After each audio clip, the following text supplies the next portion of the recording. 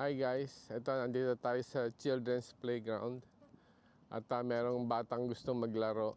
Ayan. Yun.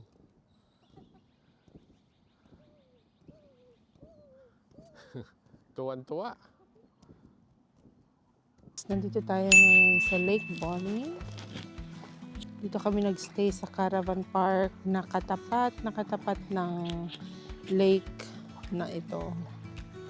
Napakaganda, napaka-peaceful. Malamig yung weather ngayon, malamig yung panahon pero maaraw. Kaya perfect yung weather para sa amin. Ganda, diba? Barmera, South Australia.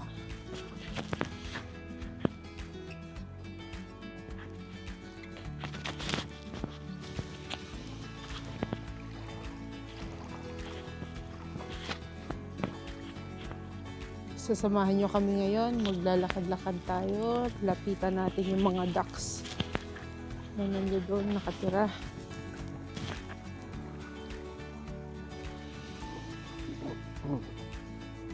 Ayan guys, ang daming caravan. Tapos ayun yung mga cabins or units nila.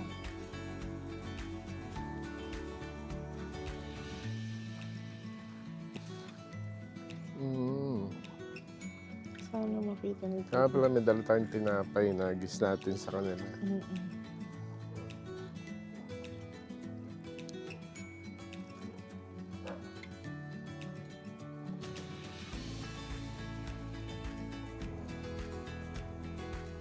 Ganda.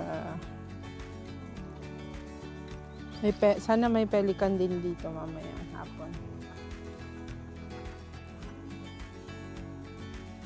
Napagtripan namin mag out of town naman kasama si Tiffany kasi tapos na rin yung university niya. Kaya hindi na siya pumapasok ulit.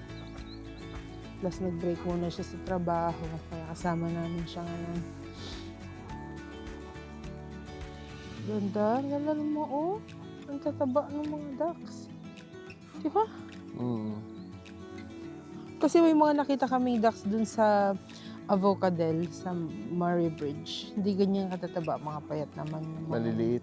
Maliliit pa lang. Ito naman, malalaki sila oh. Tapos di ba ducks din ba yun? Yung nandun sa puno? Ayan. Asa? Ay oo nga ano. Hindi kaya birds yan. Ayaw ko. Mga nakadapo sila doon. Oo. Kasi itong mga ducks na to, mataas ang lipad nito eh. Oo. Ayan. Kaya. Wow.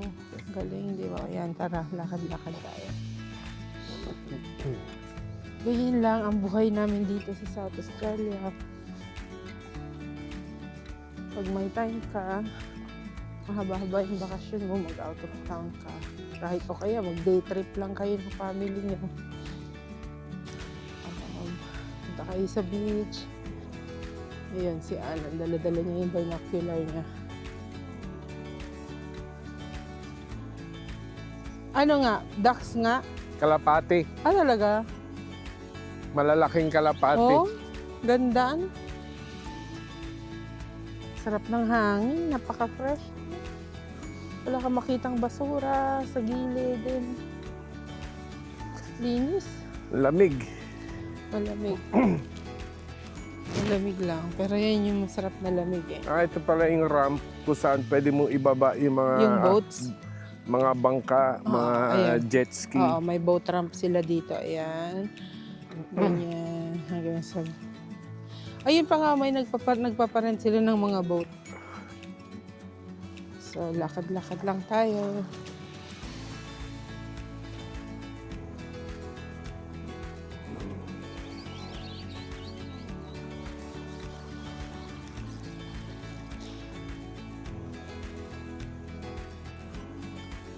So, dito pala sa Barmera, South Australia, ito yung dapat na isa sa magiging placement ko, kumbaga sa nursing, isa sa mga hospitals dito sana ako ma-assign. Kaya lang, tumanggi ako kasi sabi ko, hindi pa ako ready mag-rural placement. So, inallocate lang nila ako. Okay naman yung ganun. Basta may valid reason ka. Pakatahimik ng lugar, guys. Diba? Ang ganda. Ayan yung pwede kang mag-picnic dyan.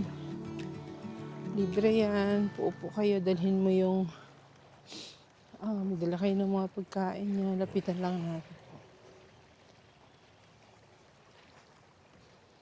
Ito.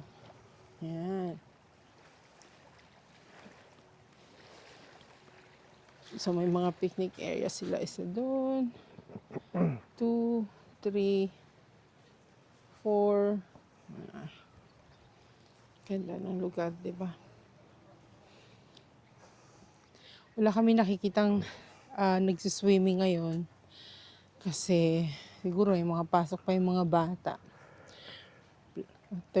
Thursday kasi ngayon, so weekday. Pero palagay ko, marami ring nagsiswimming dito or pumupunta dito. Maganda kasi yung mataas yung rating nila sa location, itong caravan park na to. Kaya kahit medyo malayo sa city, ito yung napili namin pag-stayan ng 3 days, 2 nights kasama si Tiffany. Ayan. Malawak yung caravan park actually. Parang gusto namin bumalik dito para mag-tent lang. Kasi malalayo yung pagitan ng mga sites. Yan, may mga powered sites sila. Pero malayo, kahit mga caravan yung katabi mo, may space pa rin. Malalayo kayo sa isa't isa. Ay, ang ganda rin pala ng Wow. Ang ganda ng sand.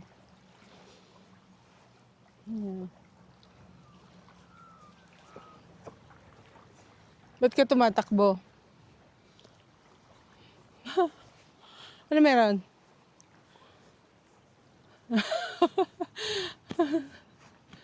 Ano ibig sabihin nun? Ayan.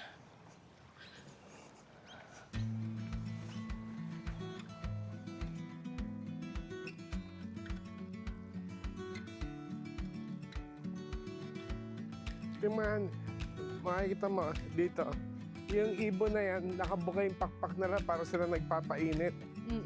Ayan, tingnan mo. Ayan, Okay. nakatungtong dyan sa... Hindi kaya pelican yun? Ganda, Oo nga, pag no? tingnan mo rito sa ano. Oo. Present ako. 3 sila, oh. Oo. Kaya. Ano kayang tawag dyan sa ibon na yan? Ayan, tingnan mo. Yung dalawang naka...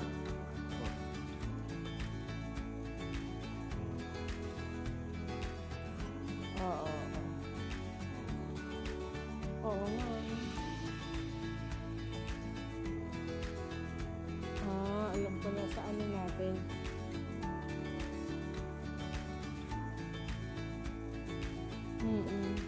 Ganda. Sandali, check ko dito.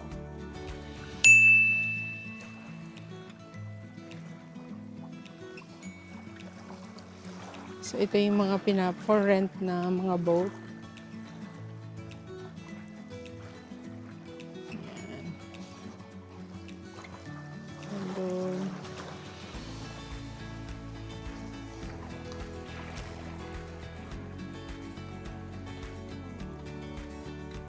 Kayaks. Canoes. Yan ang mga canoes nila. Ito yung mga kayaks. Yeah, for rent lahat yan. Life jackets, kailangan daw. Lagi ka naka-life jacket. Ito naman yung mga pedal boats. Oh, nice. Ayan. Ganda. Pedal boats.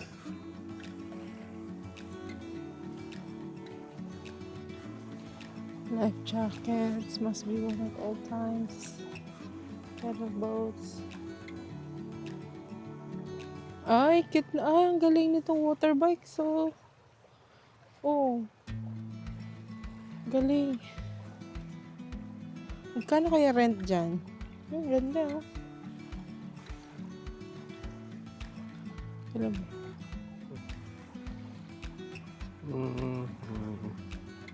Kaya lang medyo may fear kami sa water, guys. Kaya,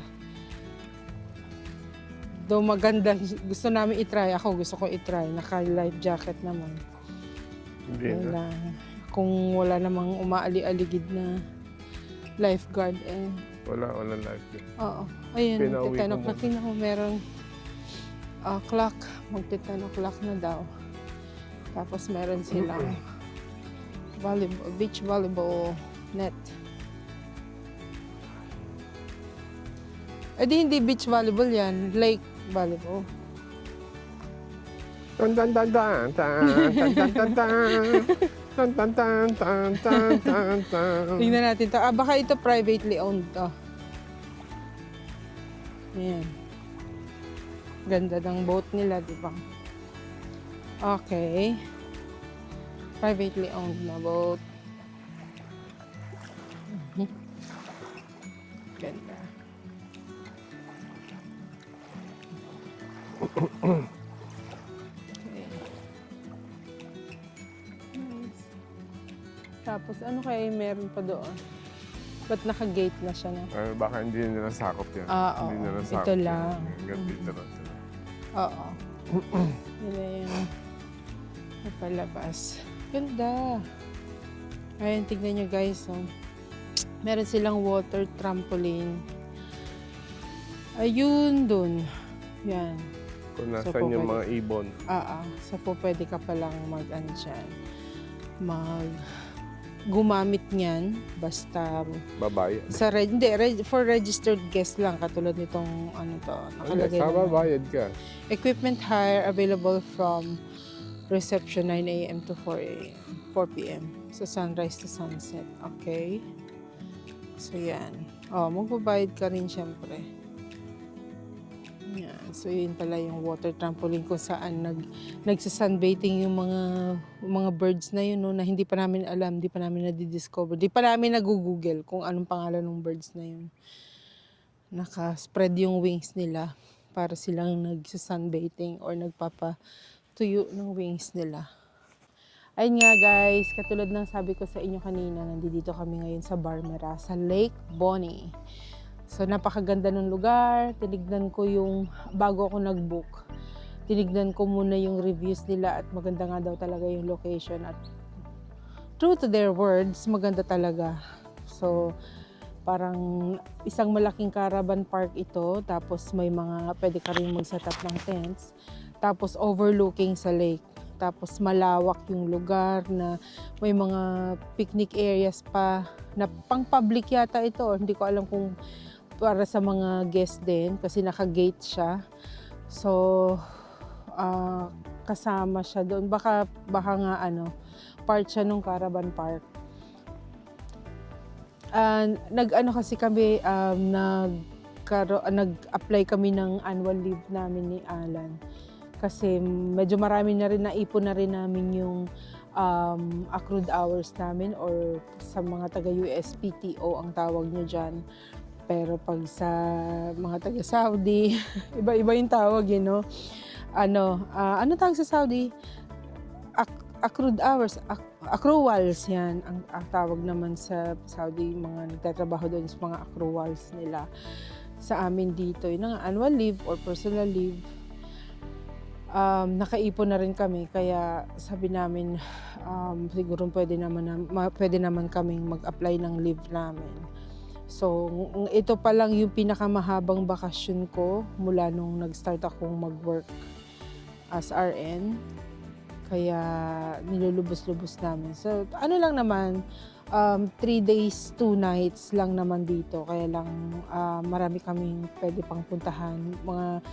Nag-start kami nung Saturday. So, itinaon namin na long weekend. Long weekend kasi nung 9. Kumbaga, public holiday nung 9, which is Monday. So, tinuloy-tuloy namin Tuesday, Wednesday, Thursday hanggang sa ang pasok ko Tuesday na ulit next week. Kaya ito, nagpapahinga muna kami. At medyo, syempre, pagod din sa trabaho, araw-araw. Pag araw-araw ka din pala talagang pumapasok eh. Medyo, kahit magaan lang yung trabaho mo, mananawa ka din dahil yun at yun yung ginagawa niya. Samantalang kung nakakahanap ka ng time para mag-unwind, mag-camping, kami paborito namin mag-camping, mag-ganito, mag-out of town, yan, pwede naman. So yun na nga, ganun lang buhay namin dito. Hindi naman bonggang-bongga na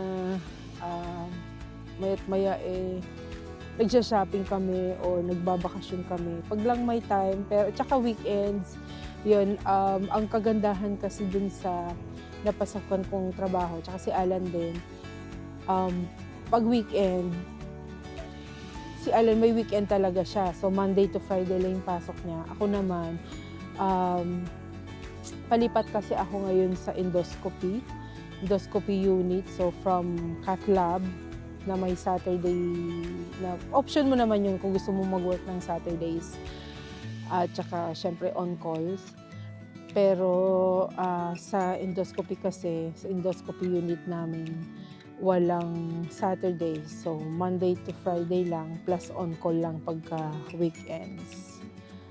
Ayun, kaya try nating hindi ko pa alam kasi paumpisa pa lang ako sa endoscopy eh. I-update ko kayo guys kung ano yung magiging kaibahan ng pagtatrabaho ko sa cath lab dito naman sa endoscopy unit. Alam ko marami sa inyong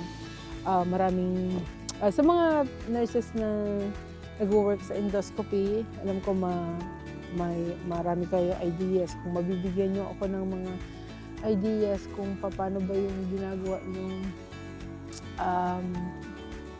paano ba yung nagiging trabaho nyo, yung workload nyo, mag-comment nyo lang sa baba ng video na to para alam nyo na, ma-discuss natin kung makatulong din kayo sa akin as a new nurse, new staff sa endoscopy unit, kung ano yung gusto nyo tsaka ayaw nyo sa endoscopy, sa pagtatrabaho nyo sa endoscopy. Nakita niyo yung pelican. Kaya ang ganda sana eh. Tatlo sila. Ewan ko, lumingon lang kami sandali dito sa mga birds na nakataas ang isang paa. Yun, tingin mo, naghahap siya. Isang paa lang ang gamit. Ang galing eh. Tapos paglingon namin, wala na yung isang pelican. Lumipad na yata. Pag pala lumilipad guys yung pelican, matatakot ka rin dahil ang laki. Ang laki nung wingspan niya. Kaya parang nakakita ng monster na lumilipad. Pero yun nga, ang ganda rito guys. Mag-enjoy kayo kung nandito lang din kayo. Pasyal kayo dito, yung mga taga rito sa Australia. Maganda rito.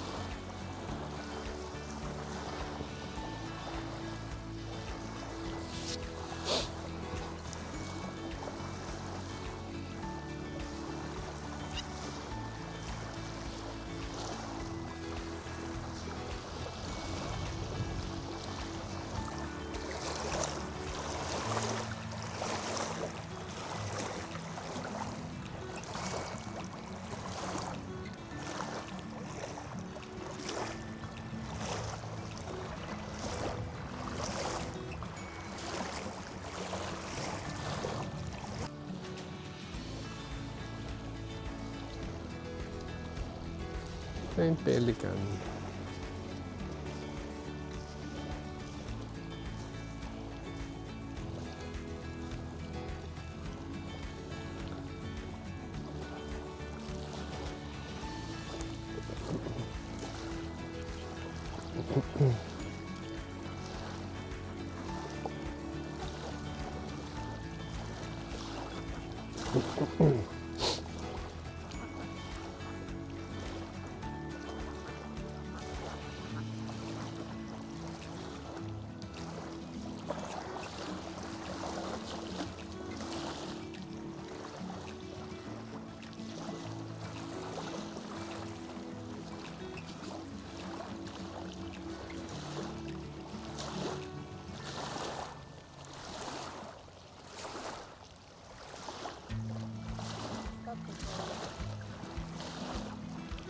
Hi guys, ito nandito tayo sa Children's Playground. At merong batang gustong maglaro. Ayan. Yun.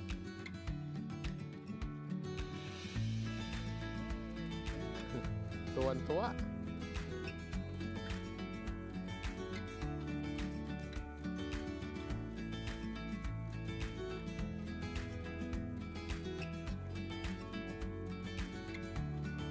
Continuation guys ng paglalaro ng bata. Pagbigyan natin baka umiyak eh.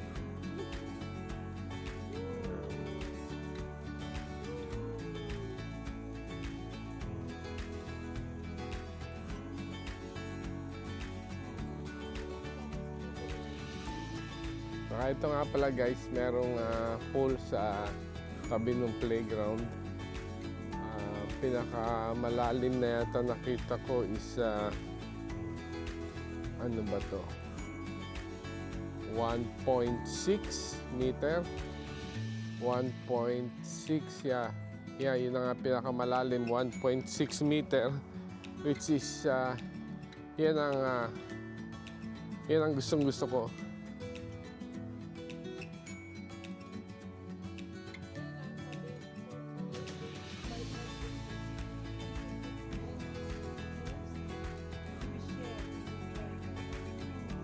Dumidepensa pa. Sige guys, pabalik na kami sa aming cabin. Medyo magkakape naman kami. Kapon pa kami di nagkakape. Medyo bumaba na ang caffeine level namin at nanginginig na ako.